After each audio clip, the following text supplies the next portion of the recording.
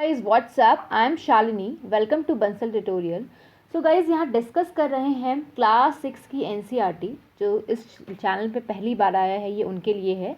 हम क्लास 6 की यहाँ पे एनसीईआरटी डिस्कस कर रहे हैं। चैप्टर 1 to 9 डिस्कस कर चुके थे और चैप्टर 10 का कुछ क्वेश्चन हमने डिस्कस कर लिया था और कुछ क्वेश्चन आज हम डिस्कस करने वाले हैं।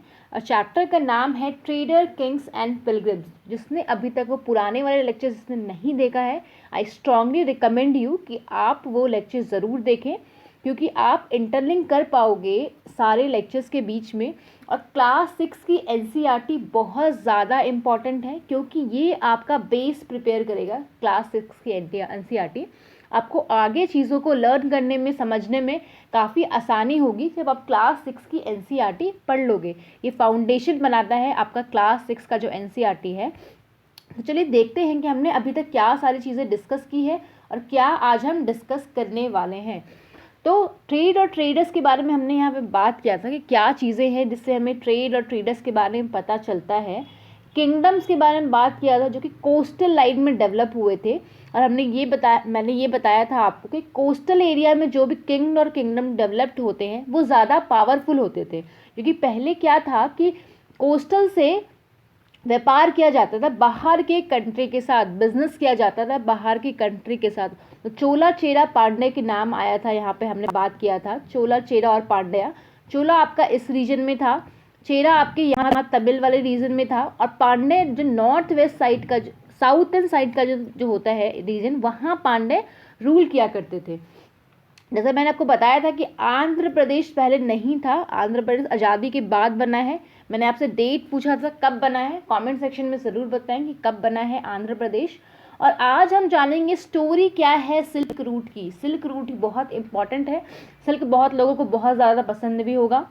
तो सिल्क रूट कैसे इंडिया में आया, सिल्क कैसे इंडिया में आया, सिल्क रूट कैसे डेवलप हुआ, किसने डेवलप किया, हम इसके बारे में आज ब्रीफली जानेंगे। ये सारी बातें एनसीईआरटी में ही लिखी हुई है।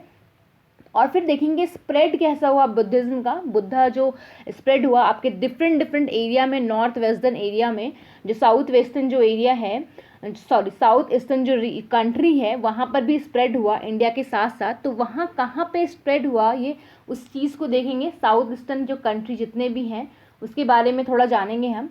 पिलग्रिम्स के बारे में जानेंगे कि किस तरह से पिलग्रिम्स आए, बाहर से यहाँ आए, चाइना से बेसिकली। बुद्धा के बारे में जानने के लिए बहुत सारे पिलग्रिम्स आए थे, उनके बारे में जानेंगे। और जो भक्ति मूवमेंट का जो स्टार्टिंग हुआ, किस तरह से शुरुआत हुई, भक्ति मूवमेंट क्या होता है, इसके बारे में जानेंगे। तो आज हम डिस्कस करेंगे आपके सिल्क रूट के बारे में। तो चलिए देखते हैं सिल्क रूट के बारे में। How to find out about traders and traders. अच्छा, ये तो हमने पढ़ लिया था।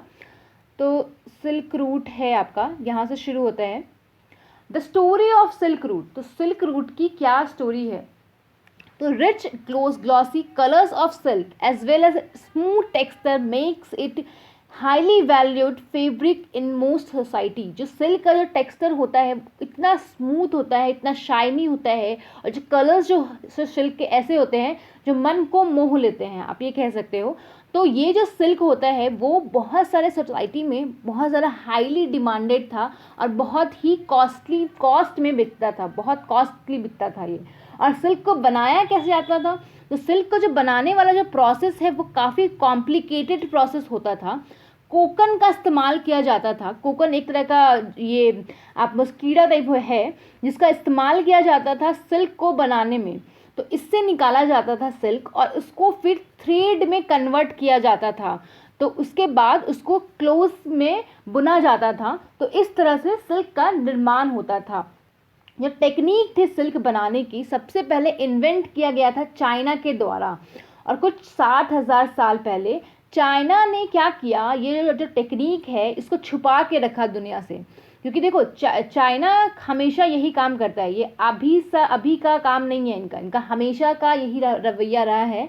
जैसे आज इन्होंने कोविड-19 की सिचुएशन को छुपा के रखा जब तक ये हैंडल कर सकते थे, जब हैंडल नहीं कर पाए तब दुनिया को बताया। और ये जो इतने जो प्रॉब्लम हम आज झेल रहे हैं वो कहीं ना कहीं चाइना इसका बहुत बड़ा रीज़न है उस चीज़ों को झेलने का। तो वही बात है कि चाइना की ये प्रवृत्ति हमेशा से रही है, तो इसने सिल्क के बारे में सारी की सारी इन्फॉर्मेशन छुपा के रखी, दुनिया को नहीं बताया कि सिल्क का इस्तेमाल कैसे किया जाएगा और सिल्क कैसे बनाया जाएगा। टॉप सीक्रेट बना के रखा सिल्क के बनाने के तरीकों को। कुछ लोग जो थे वो चाइना से अब या तो अपने पैरों पे चल के आए या फिर हॉर्स पे या कैमल्स का इस्तेमाल करके वो डिफरेंट जगह पे गए जहाँ उन्होंने सिल्क को बेचा। और जो ये पाथ था जो ये लोग फॉलो किया करते थे, चाइना से निकल के डिफरेंट जगह जाते थे सिल्क को बेचने के लिए, उनको सिल्क रूट कहा गया। हम सिल्क रूट को बहुत अच्छे से भी मैप में भी देखेंगे गाइज। तो समटाइम्स जो चाइनीज़ रूलर जो थे वो गिफ्ट भेजते थे लोगों को, रूलर्स को, ईरान के रूलर्स को, वेस्ट एशिया के रूलर्स को, किस लिए? तो गिफ्ट के तौर पे सिल्क दिया जाता था उनको। और इस तरह से जो सिल्क था, सिल्क का जो नॉलेज था वो स्प्रेड हुआ आपके वेस्टर्न साइड में। और फिर 2000 ईयर्स एगो की अगर आप बात करें तो सिल्क पहनना एक फैशन था। जैसे कि अभी फैशन है आपका डिफरेंट मटेरियल के क्लोथ्स को पहनना, तो उस समय जो फैशन था वो सिल्क के क्लोथ्स का काफ़ी फैशन था। जो भी रिच लोग होते थे रोमन एम्पायर के, हमने रोमन एम्पायर के बारे में बात की थी अपने क्लासेस में, और हमने रोम का आपका लोकेशन भी देखा था मैप में, हम फिर से देखेंगे आज। तो वो जो रोम एम्पायर थे, जो रोम एम्पायर के जो पीपल्स थे बहुत ज़्यादा जो रिच हुआ करते थे, वो सिल्क के कपड़ों को पहनना काफ़ी पसंद करते थे, क्योंकि सिल्क क्या था, बहुत ही एक्सपेंसिव था। तो जब एक्सपेंसिव कपड़े पहन रहे हैं तो वो रिचनेस का निशानी हो गया। तो it was very expensive as it had to be brought all the way from China. और चाइना से जब इसको लोग लेके आते थे तो एक बहुत ही डेंजरस खतरनाक रोड का सामना करना पड़ता था, क्योंकि बीच में देखो माउंटेन्स पड़ते हैं, डेजर्ट पड़ते हैं, तो चोरी चकारी होने का संभावना ज़्यादा था। तो लोग क्या करते थे, लोग लूट सकते थे, डाकू मिल सकते थे उनको। तो इस तरह से बहुत ही डेंजरस रूट का सामना करते हुए वो अपनी जान पर खेल के आते थे बेचने के लिए अपने सिल्क को। तो सिल्क को उतना ही महंगा बेचते थे, तो सिल्क का जो रेट था वो काफ़ी महंगा था। पीपल जो लीव करते थे along the route demanded payments. देखो जो भी मान लो ये सिल्क रूट अगर फॉलो हो रहा है तो सिल्क से जो भी लोग जा रहे हैं रूट से, यहाँ पे जो भी रूलर्स हुआ करते थे वो उनसे डिमांड करते थे, भाई टैक्स दो तब जाने देंगे। जैसे आज के टाइम में टोल टैक्स लगता है, आप एक जगह से दूसरे जगह जाते हो, जो आपको इंश्योर करता है आपकी सेफ्टी को भी। तो इसी तरह से कुछ इस तरह का टैक्स भी लगता होगा कि जो पेमेंट के तौर पे मांगते थे जो भी लोग आसपास रहते थे, कि वो उसको प्रोटेक्ट करेंगे और लोगों से जो भी उनको लूटने आएगा, या फिर जो ये वो इस ट्रेड रूट से तभी पार करने देंगे लोगों को जब तक वो कुछ पैसे नहीं देंगे। तो पैसे दो और जाओ, ऐसा वाला हिसाब था। कुछ जो किंग्स थे उन्होंने कोशिश किया कि जो ये रूट है उसको कंट्रोल किया जा सके, बिकॉज देखो बहुत ही बेनिफिशियल था ये रूट। आप देख सकते हो कि सिल्क इतने महंगे अमाउंट में बिकता था, तो जो यहाँ पे जो भी रूलर्स यहाँ पे रूल करेगा तो वो बहुत ही हेवी मात्रा में पैसे का डिमांड कर सकता था जो भी उस सिल्क को बेचने के लिए आ रहे थे। तो टैक्सेस और ट्रिब्यूट और गिफ्ट के रूप में वो ट्रेडर से डिमांड कर सकते थे जो कि इस रूट में जाते थे। इन रिटर्न वो क्या करेंगे, प्रोटेक्ट करेंगे इस ट्रेडर को कि कोई भी रॉबर उसको रॉब ना कर सके, अटैक ना करे उसको। देखिए अगर हम ईरान का अगर लोकेशन देखें तो ईरान आपकी यहाँ पे आपका ईरान हो गया, आपका जो कंट्री टच कर रहा है वो अजरबैजान हो गया, इराक हो गया, अफ़गानिस्तान हो गया, तुर्कमेनिस्तान हो गया, आपका पाकिस्तान हो गया, और ये कैस्पियन सी है आपके ऊपर में, और ये टर्की भी है जो टच कर रहा है आपका ईरान को, और यहाँ पे पर्सियन गल्फ है। आप देख सकते हो ये जो ईरान की लोकेशन है, ये आसपास इतने सारे कंट्रीज़ हैं। अगर हम बात करें आपका 7 कॉन्टिनेंट की, तो देखिए 7 कॉन्टिनेंट क्या क्या हैं। ये देखिए नॉर्थ अमेरिका है, ये साउथ अमेरिका हो गया, ये अफ्रीका वाला रीजन हो गया, यूरोप आपका यहाँ से यहाँ तक हो जाएगा, और ये पूरा जो एरिया है, ये पूरा एरिया हम एशिया की बात करते हैं, ये साउथ ईस्ट एशिया का रीजन आता है। ये आपके ऑस्ट्रेलिया है, ओशिनिया भी इसे कहते हैं, और ये हो गया आपका अंटार्कटिक। तो कई बार लोग कंफ्यूज होते हैं एशिया कहाँ है, यूरोप कहाँ है, तो आप यहाँ पे आप देख के क्लियर कर सकते हो कि एशिया जो यूरोप का लोकेशन है वो यहाँ पे है। नेक्स्ट हम बात करेंगे कि जो ये रूलर्स थे जो कंट्रोल किया, जिन्होंने जो सिल्क रूट को जो कंट्रोल किया, उसमें से सबसे ज़्यादा नाम आता है तो कुषाण का आता है।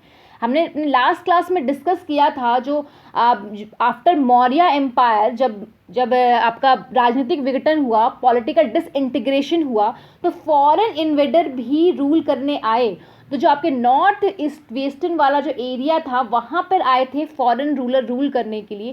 पहले इंडो ग्रीक ने किया था, उसके बाद फिर कुछ रूलर्स ने किया था। आप नाम बताएं उसका कमेंट सेक्शन में कि कौन से रूलर ने रूल किया था। और सबसे लास्ट में आपके कुषाण रूलर ने रूल किया था, जिसमें से सबसे इम्पॉर्टेंट रूलर कहलाते हैं कनिष्क।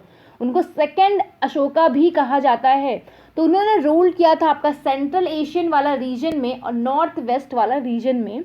और ये 2 मेजर सेंटर्स थे इसके कुषाण के, पेशावर और मथुरा। तक्षशिला भी इन्होंने लास्ट में अपने अंदर इंक्लूड किया था। जो पेशावर और तक्षशिला है ये पाकिस्तान में आता है। और during this rule a branch of silk route extended from central asia down to seaport at the mouth of river indus। इन्होंने सिल्क रूट को आपका क्या किया था, आपका इंडस में लेकर आए थे ये सेंट्रल एशिया से। घबराना नहीं है, अभी हम इसको मैप में बहुत अच्छे से देखेंगे।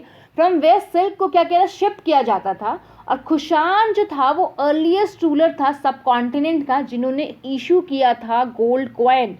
और this were used by trader along the sea route. और ये जो आपका चीज़ें थी वो सिल्क रूट में ट्रेडर्स के द्वारा इस्तेमाल की जाती थी।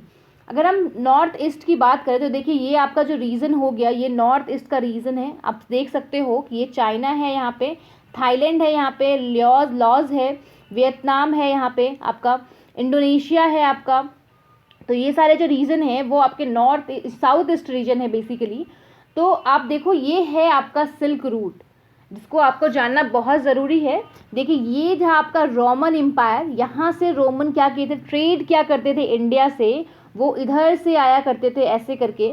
और यहाँ पे जो पोर्ट है अरिकामेडू, जिसके बारे में हमने बात किया था, यहाँ से ये ट्रेड करते थे। बेसिकली पेपर का बहुत ज़्यादा डिमांड था यहाँ पे। पेपर को इतना डिमांड था कि पेपर के बदले इनको सोना दिया जाता था। इसी वजह से रोमन एम्पायर के बहुत सारे जो गोल्ड कॉइन हैं वो आपके साउथ इंडिया से कलेक्ट किए जाते हैं। जो पेपर है वो ये आप ब्लैक गोल्ड भी इसको कहा जाता था। गोल्ड का भी श्रेणी में इसको रखा गया था। देखिए आज के टाइम में पेपर इतना ज़्यादा तो नहीं है, कि इतना ज़्यादा है ही नहीं कि आप कहीं जाएं और बोले कि हम पेपर देंगे गोल्ड दो, ऐसा तो होगा नहीं। आप पेपर खरीदने जाओगे और बोलेगा कोई दुकानदार आपको गोल्ड दो। तो इतना ज़्यादा अब इतना इम्पॉर्टेंट नहीं है, जिस टाइम पे ये इम्पॉर्टेंट हुआ करता था। अब देखिए ये रूट कितना ज़्यादा मतलब मुश्किल है, यहाँ से यहाँ पहुँचना कितना ज़्यादा टेढ़ा मेढ़ा रास्ता है और कितना मुश्किल भरा रास्ता है।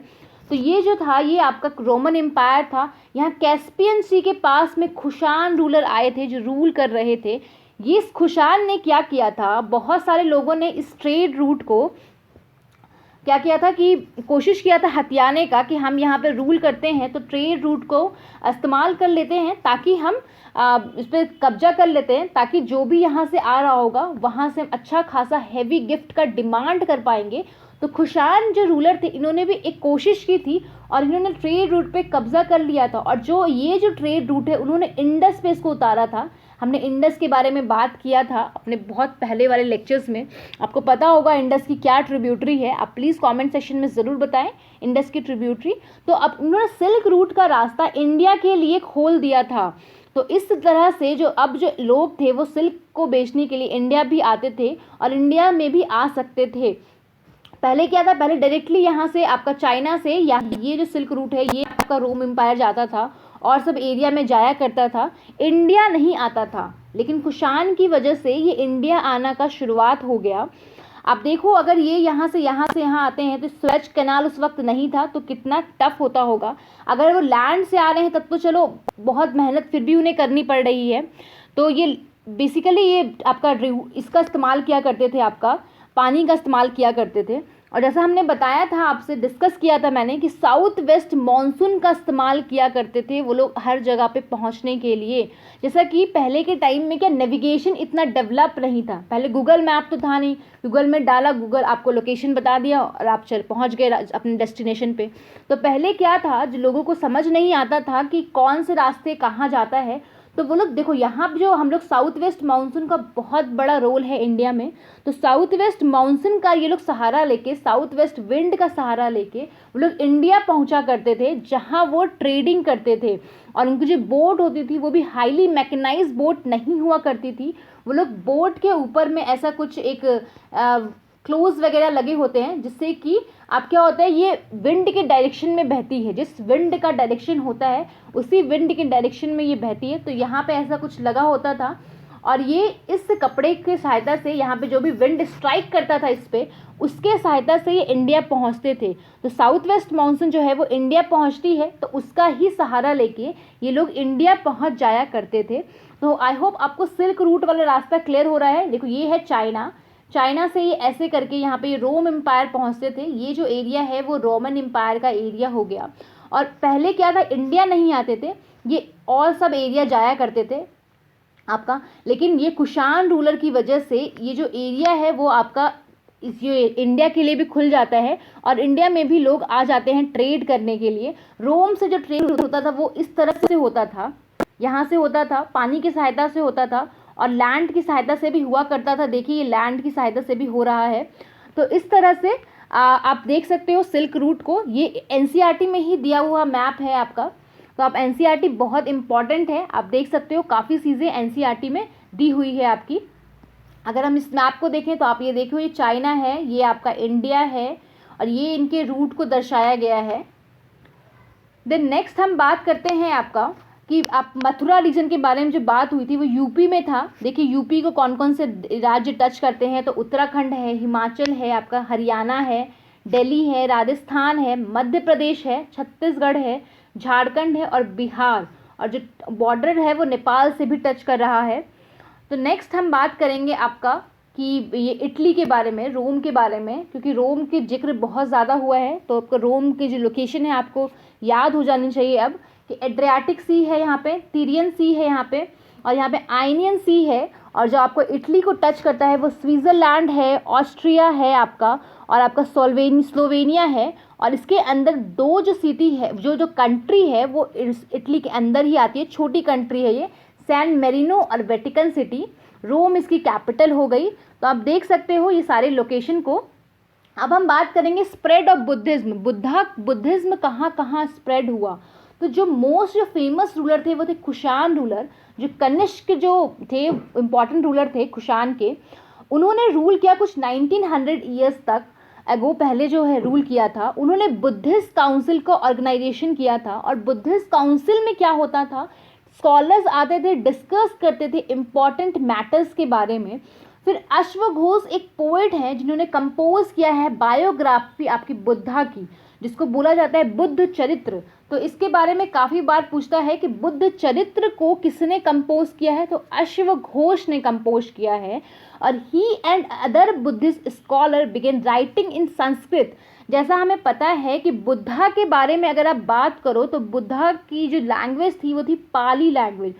संस्कृत क्या थी, आम लोगों को समझ में नहीं आती थी, इस वजह से संस्कृत में कोई कंपोजिशन नहीं किया गया था, संस्कृत का यूज़ नहीं करते थे बुद्ध लोगों तक अपनी बातों को पहुंचाने के लिए, क्योंकि संस्कृत लैंग्वेज लोगों के दिमाग के ऊपर से जाती थी।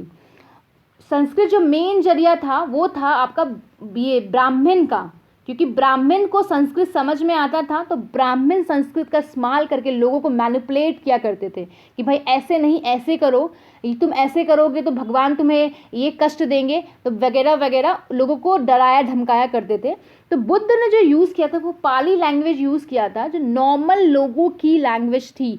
लेकिन आप देखो जब अश्वघोष जो पोएट थे, इन्होंने बुद्ध चरित्र जो लिखा तो उन्होंने इस्तेमाल किया संस्कृत लैंग्वेज का। तो एक नया फॉर्म ऑफ बुद्धिज्म क्या हुआ, अराइज हुआ, जिसको महायान बोला गया। तो बुद्धिज्म के बुद्धा के मरने के बाद दो सेक्ट डेवलप हुए आपके, एक महायान सेक्ट था और एक आपका हीनयान सेक्ट था। देखिए जो महायान सेक्ट था इन्होंने इस्तेमाल किया संस्कृत लैंग्वेज का, और आपके जो हीनयान सेक्ट है इन्होंने इस्तेमाल किया पाली लैंग्वेज का। तो आपको इस बात का ध्यान रखना है। महायान ने क्या किया, बुद्ध को महान बना दिया, इन्होंने बुद्ध की पूजा करनी शुरू कर दी, ऐसा माना कि बुद्ध एक भगवान का अवतार हैं। लेकिन हीनयान की अगर बात करो तो उन्होंने बुद्ध को क्या किया, एक ह्यूमन बीइंग की तरह ट्रीट किया। उन्होंने बोला कि बुद्ध कोई भगवान नहीं है, ये एक ऐसे इंसान हैं जिन्होंने अपनी कड़ी तपस्या से नॉलेज की प्राप्ति की है, बहुत ज़्यादा नॉलेज गेन किया है। तो ये हम इन बुद्ध के रास्ते पे चलेंगे, इनकी प्रीचिंग फॉलो करेंगे, जो इन्होंने कहा है उसको मानेंगे, लेकिन पूजा नहीं करेंगे बुद्ध की। और इन्होंने कहा कि हम पूजा करेंगे बुद्ध की, मूर्ति पूजा करना शुरू कर दिया इन्होंने बुद्ध भगवान की, बुद्ध को भगवान बना दिया। तो आपको इस चीज़ों का ध्यान रखना है। महायान और हीनयान से क्वेश्चन बहुत ज़्यादा आता है। तो महायान क्या है, बुद्ध को महान बनाया, महायान हो गया महान बनाना। महान बनाया तो ब्राह्मण अपने आप को महान समझते थे अर्ली एरा में, वो लोग यूज़ क्या करते थे, संस्कृत लैंग्वेज का। तो महायान किसका यूज़ करेंगे, संस्कृत का यूज़ करेंगे। और फिर हीनयान क्या है, हीन से समझ में आ रहा है थोड़ा नीचे डिग्रेड होगा, ठीक है। तो इन्होंने ये क्या यूज़ करेंगे, पाली लैंग्वेज का, जो नॉर्मल पीपल जो यूज़ करते थे। हीन क्या है, मनुष्य में हीन और अच्छी भावना दोनों ही भावना रहती है। तो ये क्या करेंगे, ये बुद्ध को मनुष्य के रूप में ट्रीट करेंगे, हीन हो गया, ठीक है। तो ये एक ट्रिक थी याद करने की। आई होप अब कंफ्यूज नहीं होगे महायान और हीनयान के सिचुएशन में, तो आपको कंफ्यूज नहीं होना है। दो जो डिस्टिंक्टिव फीचर था बुद्धिज्म का, वो ये उभर कर आया था। पहले क्या, बुद्ध को एक स्कल्पचर की तरह स्कल्पचर में यूज़ करते थे, लेकिन कुछ साइन का यूज़ करते थे स्कल्पचर में। जैसे कि बुद्ध की स्कल्पचर मूर्तियाँ नहीं बनाई जाती थी, बुद्ध को रिप्रेजेंट करने के लिए कोई मूर्ति बनाई जाती थी, वो कुछ साइन होते थे। लाइक पीपल ट्री बना दिया तो पीपल ट्री बुद्धा का साइन हो गया, जो ये दर्शाता है कि एनलाइटमेंट हुआ था बुद्धा का, क्योंकि पीपल ट्री के नीचे ही बुद्ध क्या किए थे, अपना एनलाइटमेंट लिए थे, उनको ज्ञान की प्राप्ति हुई थी। आप देख सकते हो ये इस तरह से कुछ है, sculpture from the stupa at Sanchi. Look at the tree and empty seat. देखो ये एम्प्टी सीट है, और ये जो स्कल्पचर बनाया गया पीपल ट्री का, जो ये दर्शाता है कि बुद्धा ने यहाँ पे क्या किया था, गेन किया था नॉलेज को। Now statue of Buddha way made, जो अब क्या था, स्टैचू बना दिया गया था बुद्ध का। पहले क्या किया जाता था, साइन से रिप्रेजेंट किया जाता था, लेकिन अब क्या था, बुद्ध को स्टैचू से रिप्रेजेंट किया जाने लगा। Many of this are made in Mathura, और बहुत सारे जो थे वो मथुरा में बनाए जाते थे, और इस others way made in Takshashila. Takshashila हो गया पाकिस्तान में, कुछ पाकिस्तान में, कुछ मथुरा में बनाए जाते थे आपके। The second change was believe in Bodhisattva. जो चेंज हुआ वो बौद्धिस्थवा में चेंज हुआ, बौद्धिस्थवा माने जाने लगा। This were suppose to be person who had attain enlightenment. Bodhisattva क्या था, एक ऐसे पर्सन को कहा जाता था जो कि एनलाइटमेंट, जिसको कि विजडम मिला था।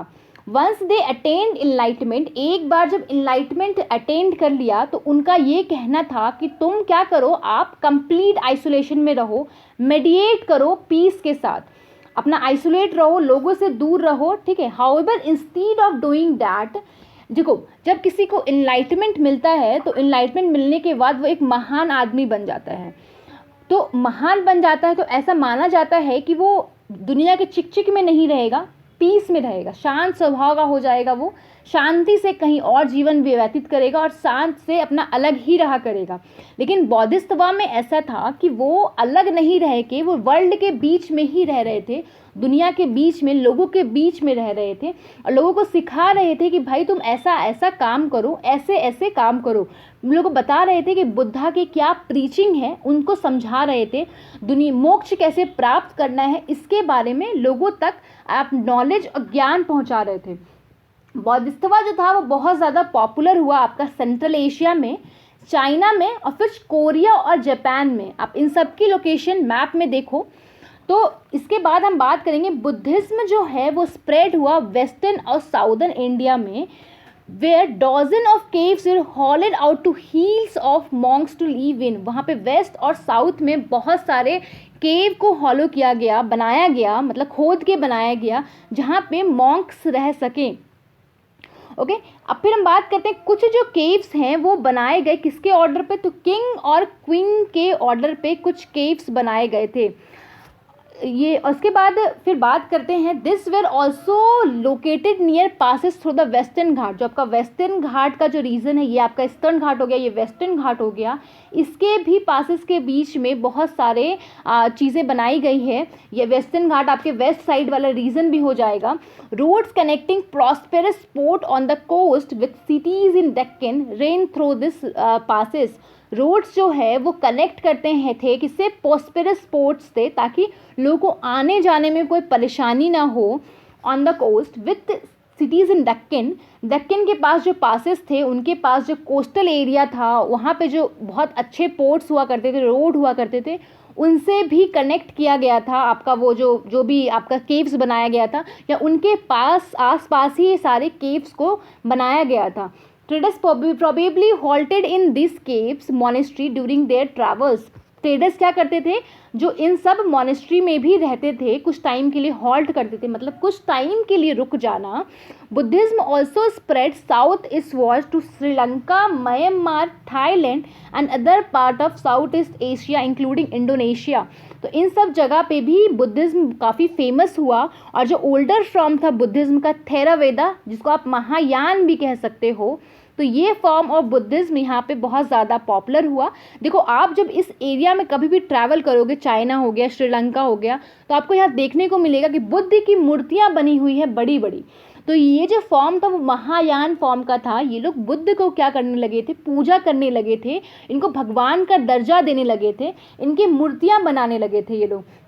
तो इसलिए हमें मूर्तियाँ, जो अर्ली डेवलपमेंट हुआ था, वो हमें इन सब एरिया में बहुत ज़्यादा देखने को मिलती है। श्रीलंका हो गया, थाईलैंड हो गया, साउथ ईस्ट हो गया, चाइना का तो जो मेन जो आप बोल सकते हैं पूजा का जो चीज़ जो है, वो बुद्धा की पूजा ज़्यादा करते हैं। वहाँ हमें काफ़ी सारे स्कल्पचर देखने को मिलते हैं। कभी आपको मौका मिले तो जाना, अभी तो ट्रैवलिंग बंद है। तो अगर हम बात करें तो देखिए, ये जो रीजन है वो आपका साउथ ईस्ट वाला रीजन है। म्यांमार हो गया, थाईलैंड हो गया, लाओस हो गया, वियतनाम, कंबोडिया, मलेशिया, फिर आपका बुरनई, सिंगापुर। तो ये सारे रीजन में बहुत ज़्यादा बुद्धा जो है फेमस हुए थे। चाइना वाला रीजन आप देख लो, तो आप देखो ये कौन से कंट्री कहाँ कहाँ किसको किसको लगती है, आपको इसका ध्यान रखना है। ये साउथ चाइना सी हो गया, यहाँ आपका जापान है, यहाँ ताइवान है। तो आप सबके लोकेशन देखो, कौन सा कंट्री कहाँ टच करता है। मैप आपके सामने है, आप तो इसको इस पर एक्सपेरिमेंट करते रहो, देखते रहो और याद करने का ट्राई करो, क्योंकि देखते देखते याद होगा। कुछ मिनिमोनिक बना लो, एक दिन में रटोगे तो नहीं रटा जाएगा, और रटोगे तो भूल जाओगे। तो देखते देखते याद करोगे तो लंबे समय तक आपको चीज़ें आपके दिमाग में परसिस्ट रहेगी। देखिए, ये ऐसे बुद्धा के कुछ स्कल्पचर हमें मिले हैं मथुरा में। An image of the Buddha from Mathura, ये मथुरा में ऐसा इमेज मिला है, और यहाँ तक्षशिला में ऐसा इमेज मिला है। तो देखो, इससे हमें पता चलता है, देखो ये महायान फॉर्म के बुद्धिज्म में है।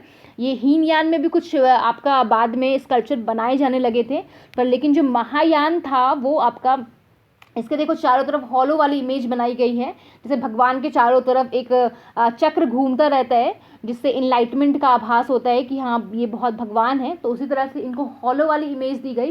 देखो, यहाँ कोई हॉलो इमेज नहीं है, ये हॉलो बोलते हैं पीछे की तरफ जो लगाया जाता है। देखो चक्र टाइप जो नज़र आ रहा है, यहाँ पे देखो हॉलो नहीं बनाया गया है। तो इस तरह से कुछ सिमिलैरिटी है, कुछ डिससिमिलैरिटी है। देखो, इनको बैठने वाली पोजीशन में बैठाया गया है, ये खड़े हुए हैं पोजीशन में। तो गाइज़, कैसा लगा आपको ये वीडियो ज़रूर बताना। इसके आगे की जो बातें हैं वो हम नेक्स्ट क्लास में डिस्कस करेंगे। आई होप आपने इन्जॉय किया होगा ये लेक्चर। अगर जिसने अभी तक ये चैनल सब्सक्राइब नहीं किया, प्लीज़ सब्सक्राइब कर लें और बेल आइकन भी ज़रूर प्रेस करें। हम यहाँ रोज़ हिस्ट्री से रिलेटेड वीडियो डिस्कस करते हैं। एक जो आपकी सीरीज़ आती है वो कुछ क्वेश्चन की सीरीज़ आती है, वनडे एग्ज़ाम की, एसएससी में और डिफरेंट एग्ज़ाम में जो क्वेश्चन पूछा गया है, जो फ्रिक्वेंटली आस्क्ड क्वेश्चन है, हम वहाँ डिस्कस करते हैं। और नेक्स्ट, आपको अगर ये वीडियो अच्छा लगा हो तो लाइक ज़रूर किया करो। आप लाइक नहीं करते हो, क्योंकि लाइक करने से एक मोटिवेशन मिलता है यार, लगता है कि हाँ वीडियो अच्छा आ रहा है। तो प्लीज़ लाइक ज़रूर किया करो, दोस्तों से शेयर करो अगर वीडियो अच्छा लग रहा है तो। मुझे पर्सनली फॉलो करना चाहते हो तो आप फेसबुक पे फॉलो कर सकते हो। अगर आपको लग रहा है इस वीडियो की या जितनी भी वीडियो अभी तक हमने पढ़ी है उसका आपको अगर पीडीएफ लग रहा है, आपको चाहिए, तो आप टेलीग्राम से जाके डाउनलोड कर सकते हो पीडीएफ। इंस्टाग्राम पे भी आप मुझे फॉलो कर सकते हो। और thank you so much guys, कल फिर मिलेंगे एक नेक्स्ट लेक्चर के साथ। इसके आगे की कहानी डिस्कस करेंगे। और कैसा लग रहा है आपको ये सारे लेक्चर्स, आप ज़रूर बताएं कमेंट सेक्शन में। कुछ डाउट है तो भी आप पूछ सकते हो कमेंट में। अगर कुछ चाहते हो कुछ ऐड ऑन करना इस लेक्चर में तो ये भी बता सकते हो, हम नेक्स्ट लेक्चर में ऐड ऑन कर लेंगे। मिलेंगे कल अब नए लेक्चर के साथ।